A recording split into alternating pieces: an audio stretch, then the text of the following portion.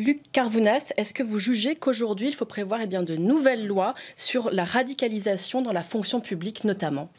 Déjà, je veux dire d'un mot, parce que j'étais à l'hommage aux policiers à la préfecture de police de Paris. Nous étions nombreux, et c'est la France tout entière qui a été en deuil. Et c'est un drame. Et ce drame nous oblige, nous les responsables politiques, à ne pas rentrer sur un sujet comme celui-là, sur de la politique politicienne, comme certains ont peut-être tendance à le faire.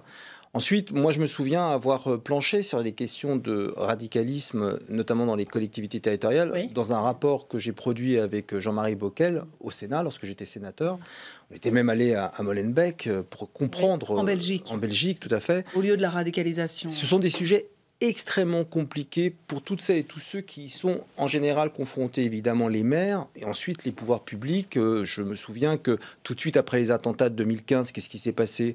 Toutes les préfectures ont mis en place des réunions avec des référents sur la laïcité dans les services publics. Donc, rien n'a pas été fait. Mais est-ce que justement les maires sont suffisamment armés aujourd'hui ? De toutes les manières, face à l'islamisme radical, quoi qu'on fasse, si quelqu'un devant vous est persuadé qu'il va faire de l'attentat, ça sera toujours difficile. Donc, il faut mettre toute une série de dispositifs. Mais surtout, le maître mot, c'est des moyens. En fait, des moyens dans les collectivités territoriales, et on en a de moins en moins, des moyens dans le renseignement, et ce qui s'est passé il y a 10 ans, la réorganisation du renseignement, entre renseignement territorial et renseignement national. Pour vous, c'était une erreur, cette réorganisation du renseignement ? Ça crée en tous les cas un hiatus entre ceux qui sont sur le terrain au plus près de la connaissance de ce qui se passe, et on va dire les sachants, la haute administration, qui peut-être ne reçoit pas bien les signaux d'alerte. Et moi, à l'époque, et je continue à le dire, je pense que les maires, on est à quelques mois des élections municipales qui sont le premier guichet républicain.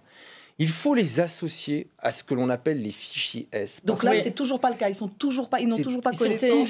C'est une demande notamment d'Hervé Moret au Sénat qui réclame cela en permanence. Parce que les maires, avec leurs services municipaux, avec les associations, avec les enseignants dans les écoles, les chefs d'établissement, nous avons tout le système et le réseau au plus près du territoire de nos concitoyens pour être des lanceurs d'alerte. Après, il faut que ça fonctionne. Le maire lanceur d'alerte, mais vous dites que c'est une erreur de ne pas les associer. C'est une erreur, bien sûr que c'est une erreur.